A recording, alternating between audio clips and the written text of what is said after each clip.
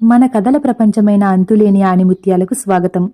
కథలోకి వెళ్లే ముందు మీరు కనుక మన ఛానల్ను మొదటిసారి చూస్తున్నట్లయితే దయచేసి లైక్ చేసి సబ్స్క్రైబ్ చేసుకోండి. పక్కనే ఉన్న గంట సింబల్ని కూడా క్లిక్ చేయండి. Welcome to my story. ఓ స్త్రీ రేపురా. ఆ సేపటి తర్వాత కళావతి రుద్ర దగ్గరకు వెళ్లి రుద్ర కాళ్ల దగ్గర కూర్చుని, నన్ను క్షమించరా రుద్రబాబు, నిజమే, బాగా ఆలోచించాను. నా వల్లే నువ్వు అందరినీ కోల్పోయి అనాథలా మిగిలిపోయావు. ఇప్పుడు పుసుక్కుమని నేను కూడా పోతే నీకెవ్వరూ లేరు. నీకందర్నీ దూరం చేసిన పాపం నన్ను ఊరికే వదిలిపెట్టదు అని ఏడుస్తుంది. ఎప్పుడూ ఎదుటి వాళ్లను ఏడిపించడం తప్ప ఏడవడం తెలియని కళావతి ఏడుస్తుంటే రుద్రకు కూడా కడుపు తరుక్కుపోతుంది.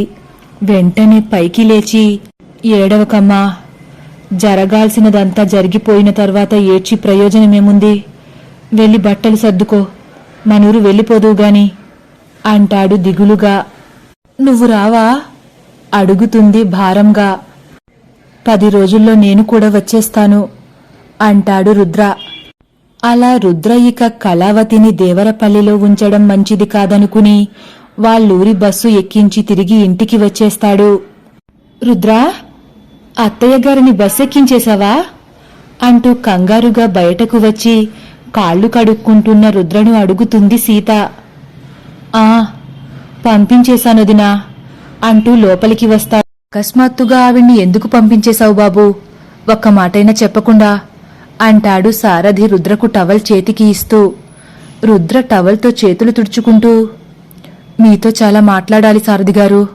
వదినా, నువ్వు కూడా కూర్చో అని ముభావంగా మంచంపై కూర్చుంటాడు. రుద్రలో ఈ నిశ్శబ్దం వాళ్లకు కొత్తగా అనిపిస్తుంది. ఏమైంది రుద్రా, ఉదయం నుంచి చూస్తున్నాను, ఏదో బాధగా ఉన్నట్లున్నావు. నిన్ను ఏడిపించేంత కష్టపెట్టిన ఆ బాధేంటో మాక్కూడా చెప్పకూడదా అని దీనంగా మాట్లాడుతుంది సీత. అది చెబుదామనే నేను చూస్తున్నానొదినా, కాని అమ్మ ముందు చెప్పలేకపోయాను. ఇప్పటి నుంచి మనం చాలా జాగ్రత్తగా ఉండాలి వదినా, అందుకే అమ్మను కూడా పంపించేశాను అంటాడు రుద్ర శాంతంగా. అసలేమైందో చెప్పు రుద్రా అడుగుతుంది సీత. ఇక రుద్ర ఆలస్యం చేయకుండా, చంద్రకళ మనిషి కాదు వదినా, దెయ్యం అని నెమ్మదిగా తలను పైకెత్తి సీతను చూస్తూ చెబుతాడు. సీతా సారథులు నిర్ఘాంతపోయారు. ఏంటి బాబూ, ఏం మాట్లాడుతున్నావు అంటాడు సారథి. అవును రుద్రా, చంద్రకళ దెయ్యం అంటున్నావేంటి అంటుంది సీత కూడా. అవును సారథి గారు, నేను చెప్పేది నమ్మసక్యంగా లేకపోయినా అదే నిజం. చంద్రకళ చనిపోయింది, నాకు ఈరోజే తెలిసింది అంటూ ఉదయం జరిగినదంతా చెప్పుకొస్తాడు. అంటే చంద్రకళ వెంకటపతి కూతురా అడుగుతుంది సీత ఆశ్చర్యంగా. అవును వదినా. అయితే ఆ అమ్మాయి నీకే ఎందుకు కనిపించిందంటావు బాబూ అడుగుతాడు సారథి. రుద్ర తీక్షణమైన గొంతుతో, అదే నాకు అర్థం కావడం లేదు సారథి గారు. అసలు ఆ అమ్మాయి ఎలా చనిపోయింది? ఆ అమ్మాయి నాతో దెయ్యంలా కాకుండా ఒక మనిషిలా ఎందుకు ప్రవర్తించింది? అసలేం జరుగుతుందో అర్థం కాక బుర్ర పగిలిపోతుంది సారథి గారు అని 2 చేతులతో తలను గట్టిగా నొక్కి పట్టుకుంటాడు. నువ్విలా అన్నాక నాకొకటి గుర్తొస్తుంది రుద్రా. అప్పుడు మేము వెంకటపతి ఇంటికి వెళ్ళినప్పుడు మేము ఆ గేట్ దాటి లోపల అడుగుపెట్టిన వెంటనే ఒక్కసారిగా పెనుగాలి వీచేది. ఆకాశం మబ్బులతో చీకటిగా మారిపోయింది. మళ్లీ తిరిగి బయటకు రాగానే వాతావరణమంతా సాధారణంగా మారిపోయేది. విస్మయంగా చెబుతుంది. అవునా అని నోరెళ్లబెడతాడు సారథి.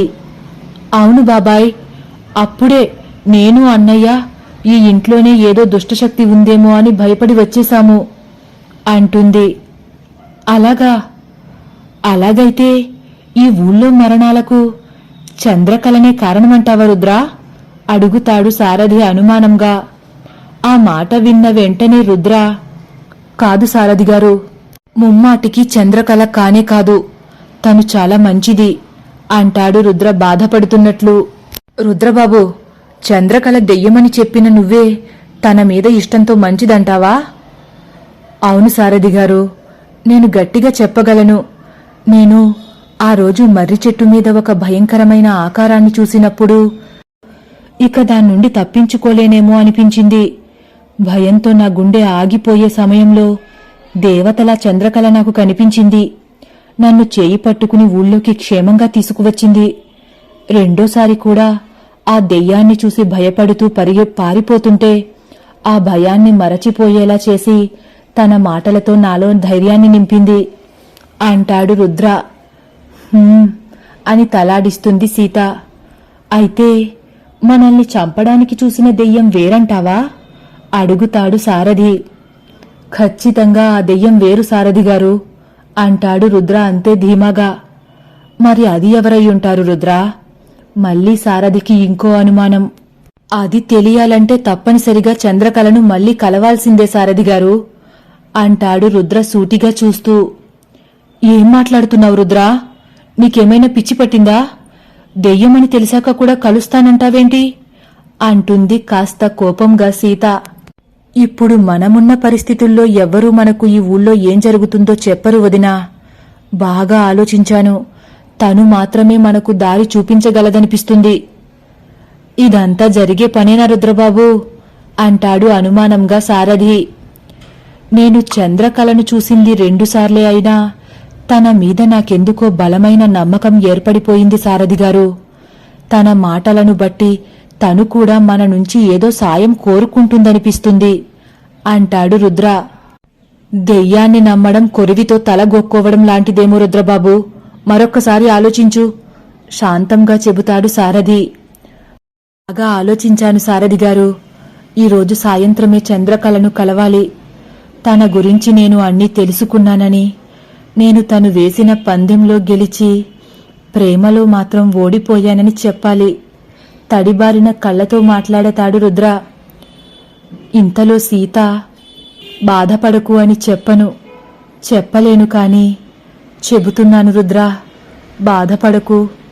మన మనసుకి నచ్చిన వాళ్ళు దూరమయ్యారనే వార్త మనల్ని ఎంత కృంగదీస్తుందో తెలిసి కూడా నీ బాధను చూడలేక చెబుతున్నాను రుద్ర, బాధపడకు అని చెబుతుండగా సీత కళ్ళలో కూడా నీళ్లు తిరిగేస్తాయి. చాలే ఊరుకోండి, ఒకరికి ఇంకొకరు తోడయ్యారా అంటాడు సారథి. ఇద్దరూ కళ్ళు తుడుచుకుంటారు. ఇప్పుడు చంద్రకళను కలవాలంటే ఎలా రుద్రబాబు? నువ్వు పిలిచిన వెంటనే వస్తుందా అడుగుతాడు సారథి. రాదు సారథి గారు. నేను ఆపదలో ఉన్నానని తెలిస్తే తప్పనిసరిగా నా చంద్రకళ నన్ను కాపాడడానికి వస్తుంది. ఆ మాటకు సీత నోరెళ్లబెడుతుంది. సారథి కూడా విడ్డూరంగా రుద్రని చూస్తూ, నీ చంద్రకళ అంటాడు. అవును బాబాయ్, నేను తనని మనిషిని ప్రేమించలేదు, నా మనసుకు నచ్చిందని ప్రేమించాను. మనసుకి మనిషా దెయ్యమా అనే పట్టింపులేమీ ఉండవు బాబాయ్ అని అనేసరికి సారథి ముఖం అదోలా పెట్టి, కొంపతీసి ఆ చంద్రకళను పెళ్లి చేసుకుంటానని అనవు కదా బాబూ అని రుద్ర మోకాలిపై చేయి వేసి నెమ్మదిగా అడుగుతాడు. ఏమో, విధి మమ్మల్ని కలపాలని రాసుంటే అదే జరగచ్చు సారథి గారు అని సారథి వైపు చూస్తాడు రుద్ర. సీత చేయి అమాంతం నోటి మీదకు వెళ్లిపోతుంది.